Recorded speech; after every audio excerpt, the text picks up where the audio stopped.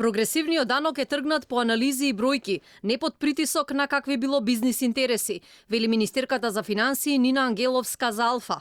Според неа, не можело сега да се надомести штетата и да се вратат 12 милиони евра од наплатениот прогресивен данок пред да биде замрзнат.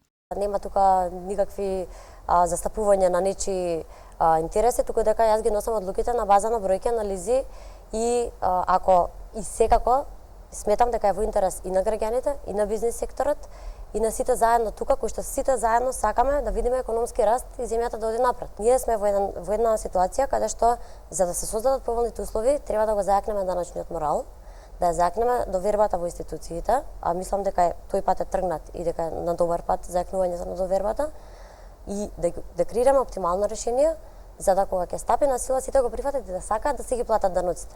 Несериозно е да се тргне во реформа без соодветни анализи и потоа да се бараат привремени решенија, смета поранешниот министер за финансии Кирил Миновски.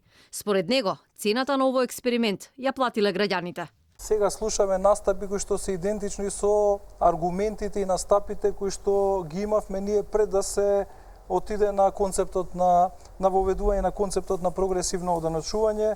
Укажувавме на опасностите кои што постојат во поглед на даночната евазија, на евентуално проблемите што ќе се појават на приходната страна. Ако ние денеска говориме дека замрзнуваме едно решение на извесен временски период, а потоа повторно ќе разгледуваме, ќе анализираме и ќе воведуваме нови даночни решенија, сето тоа креира неизвестност кај инвеститорите, како кај домашните, така и кај странските директни инвеститори. Даночниот советник Павле Гацов вели дека во следните 36 месеци ќе се дефинира дали се создадени сите предуслови за една ваква даночна реформа. Дали требало на владата или на опозицијата, дали е добра мерката или не од политички аспект е една работа, ето јас признавам и прифаќам разумни политики. Политики кои што значат корекција ако се воочат некакви нелогичности и потреба од дотерување, да стануваат подобри, поуспешни во иднина, да се редефинираат ако се откријат некои аномалии и така натаму. Инаку буџетот за 2020 веќе е скроен и чека зелено светло од владата.